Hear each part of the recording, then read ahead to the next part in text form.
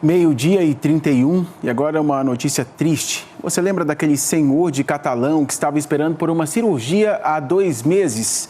Pois é, o seu Geraldo José Rodrigues, de 63 anos, não aguentou e morreu no fim de semana.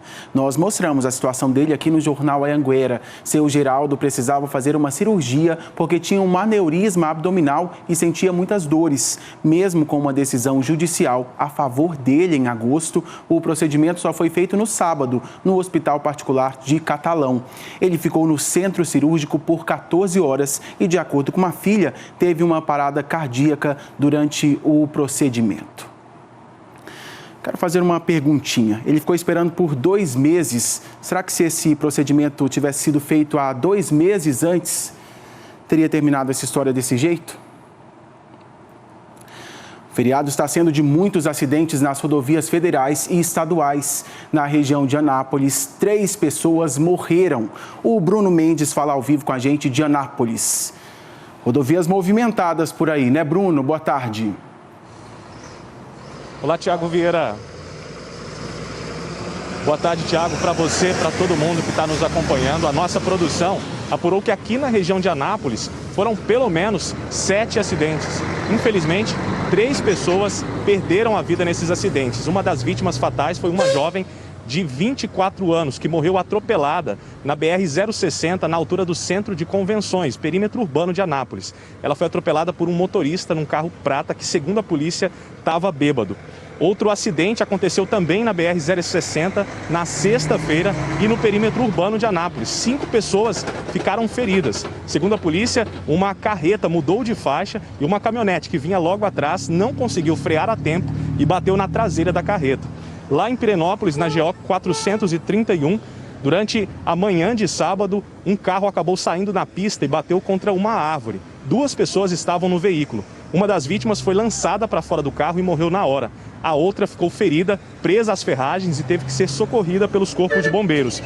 E ainda falando sobre a região de Anápolis, ontem à noite, na BR-153, um carro capotou.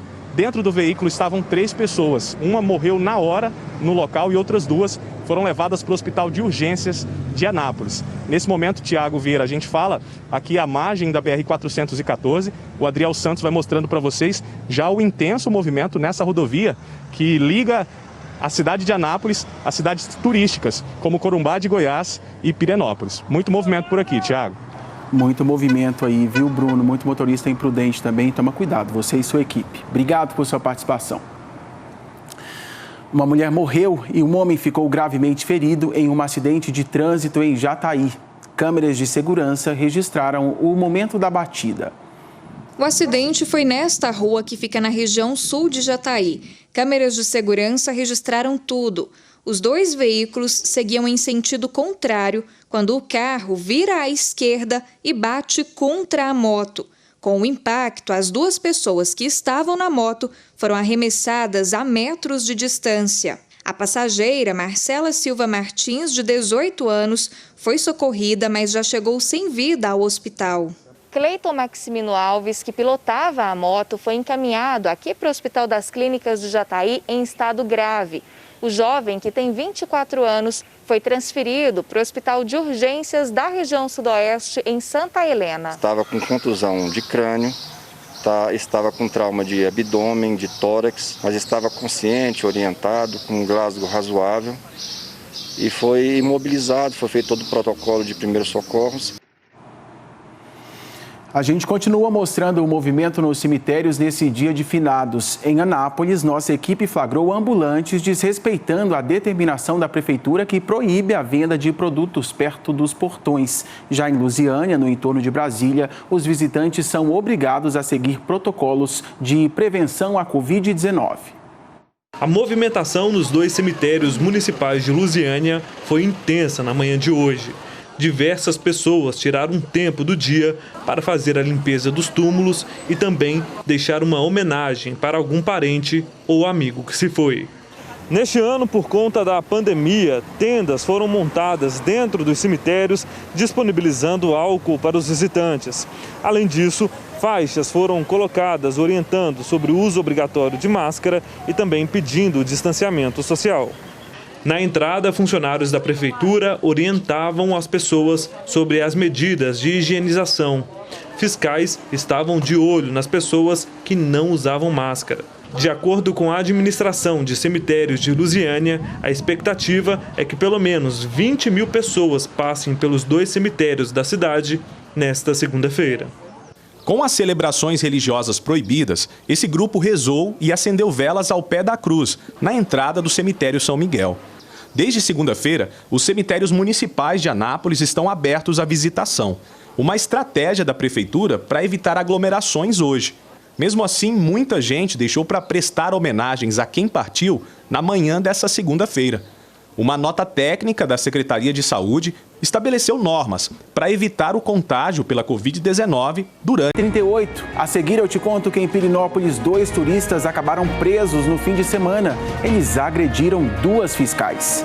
E quem me ajuda agora a chamar o intervalo é a Beatriz, que tem 8 anos, e o Miguel, que tem 5. Os dois são de Lusiânia. Eu sou a Beatriz, eu sou o Miguel, nós somos de Lusiânia. E seu jornal Anhanguera volta já!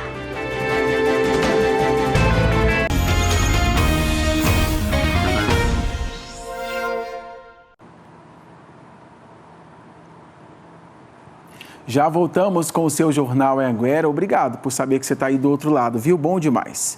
Em Pirenópolis, 2 turistas acabaram presos no fim de semana. Eles agrediram 2 fiscais que trabalhavam para evitar aglomerações e prevenir a contaminação pela Covid-19. Segundo as servidoras, o casal de turistas foi muito agressivo e o homem chegou a trincar o para-brisas do carro da prefeitura com um murro. Ele veio caminhando, né, em nossa direção, vem pra briga.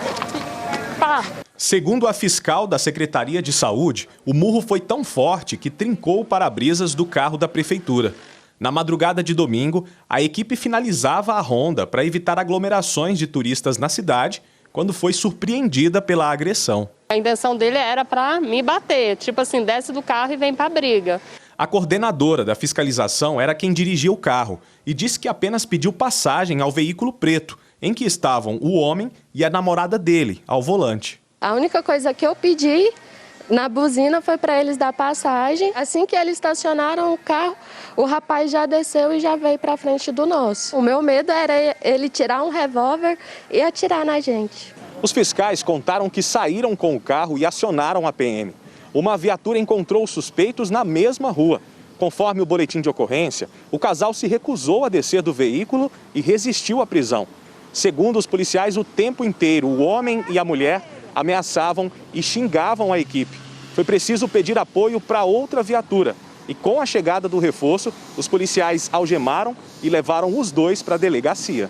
Conforme o termo de depoimento, os presos são Alan César da Silva Rosa Júnior, de 27 anos, e Fernanda Alice Coelho Quintian, de 26. Os 2 foram autuados por desacato, desobediência, dano ao patrimônio público e por dirigir sob a influência de álcool. A fiscal disse que o casal estava visivelmente embriagado e a mulher fez ameaças. Ela até alegou que o pai dela é delegado, disse que ele vai tomar as providências obscuras, me ameaçando, né, contra a minha vida, disse que ele vai me matar e me pedir perdão por isso, né? Eu fui ameaçada de morte, que a mãe dela é desembargadora e o pai dela é delegado. E com tudo isso, que ela também é médica. A Secretaria de Saúde de Pirenópolis disse que vai estudar com a PM a possibilidade de uma viatura acompanhar as equipes em todas as rondas. Pirenópolis não é uma cidade sem lei, que as pessoas chegam e fazem o que querem e vão embora e fica por isso mesmo. Então essas equipes têm que ser respeitadas e essas pessoas têm que ter esse respeito. E nós vamos estar acompanhando sim todo o desenrolar desse evento, até porque foi a nossa equipe, são pessoas que estão na rua e merecem que isso chegue até o final e que essas pessoas sejam punidas. O advogado do casal, Alan César da Silva Rosa Júnior e Fernanda Alice Coelho Quintian, disse que não vai se manifestar sobre o caso por enquanto. Os mergulhadores do Corpo de Bombeiros encontraram o corpo do turista de Brasília que se afogou no lago Serra da Mesa no feriado. O Tiago Costa está ao vivo de Porangatu com todas as informações. Oi, Xará, voltando das férias com um assunto bem pesado, né? Boa tarde para você, bom retorno. Obrigado, Tiago. Boa tarde para você, boa tarde para todo mundo que está acompanhando a gente. Olha, essa ocorrência foi na sexta-feira, dia 31, e o Corpo de Bombeiros foi acionado depois que um homem teria tentado nadar até uma embarcação, porém ele não conseguiu, acabou se afogando, e as pessoas que estavam ali no local não conseguiram mais avistar esse homem que se afogou. O Corpo de Bombeiros então foi acionado, fez as buscas ainda na sexta-feira, dia 31, mas como já estava no finalzinho da tarde, o Corpo de Bombeiros não conseguiu localizar esse homem. As buscas continuaram, eles conseguiram localizá-lo ontem, no final da tarde. Esse corpo foi para o Instituto Médico Legal lá da cidade de Niquelândia, entregue para a família, viu, Tiago? É até a gente chamar a atenção para as pessoas, mesmo que souberem nadar, para tomar cuidado, porque imprevistos acontecem e essa aí, como você disse, é uma notícia triste que a gente tem que dar, mas a gente até informa para que as pessoas tenham atenção e tomem esse cuidado, né, Tiago? Com toda certeza. Obrigado por sua participação, tá bom, Tiago? Agora a gente te mostra como foi a movimentação nos cemitérios de Itumbiara e Catalão. No cemitério municipal, o movimento foi intenso durante toda a manhã. Muita gente fez questão de prestar as homenagens para os parentes e amigos mortos. A maioria das pessoas levou flores e velas. Aqui existem cerca de 10 mil túmulos. Por causa da pandemia e para evitar aglomerações, as autoridades de saúde pediram que celebrações religiosas não fossem realizadas. A maioria das pessoas usava máscara. No outro cemitério que existe aqui em Catalão, o Jardim São Pedro, a movimentação também foi intensa durante toda a manhã. E da mesma forma, atendendo a um pedido da Secretaria Municipal de Saúde, não vai haver celebração religiosa no dia de hoje. Não tem celebração, mas tem venda de flores e velas. O tradicional comércio ambulante, nesse dia de finados, movimentou a porta dos dois cemitérios. Muita gente aproveitou para comprar uma lembrança e homenagear os entes queridos. Os cemitérios de Catalão vão ficar abertos para visitação até às 6 horas da noite. Itumbiara tem 2 cemitérios, Avenida da Saudade e Parque da Saudade. E é justamente esse saudosismo que leva milhares de pessoas a esses locais. As visitações seguem até às 6 da tarde e sem restrições. A orientação é que o distanciamento seja respeitado. Na porta de cada cemitério, agentes da Secretaria de Saúde fazem a medição da temperatura e disponibilizam álcool gel. A estimativa da Prefeitura é que 50 mil pessoas passem pelos 2 locais. É que as visitações por aqui começaram na sexta-feira, mas o dia mais movimentado é hoje, dia de finados. Pela manhã, o fluxo de pessoas era grande e os vendedores ambulantes aproveitam a data para faturar com a venda de flores. Olha, o Brasil está de luto por causa da morte do Tom Veiga, intérprete do Louro José, do programa Mais Você, da Ana Maria Braga. Muitas homenagens estão sendo feitas ao artista e a gente relembra uma visita que o Louro José fez ao jornal Anhanguera. O Fábio Castro está em casa e vai relembrar essa visita especial com a gente.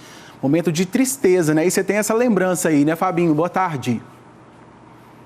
Pois é, Tiago, boa tarde para todo mundo que está acompanhando o Jornal Anhanguera. Desde que a gente recebeu essa notícia, né, ontem no finalzinho da tarde, eu logo também veio até a minha cabeça essa lembrança dessa conversa com o Louro José no estúdio do Jornal Anhanguera em Goiânia. Isso aconteceu em 2005, quando o Louro veio a Goiânia. Ele foi fazer uma série de viagens pelo Brasil e Goiânia foi uma das cidades escolhidas, então ele se encontrou aqui. O Louro José se encontrou com as crianças, então boa parte do programa foi exibida aqui direto de Goiânia. Foi bem divertido, porque algumas crianças foram escolhidas para poder participar de uma brincadeira, teve até ponto mecânico. Enfim, foi muito legal. E depois do programa, o Louro José participou com a gente no estúdio do Jornal Anhanguera. Vamos relembrar um trechinho. Hoje está visitando Goiânia, né? Como é que surgiu essa ideia de você estar viajando aí pelo Brasil?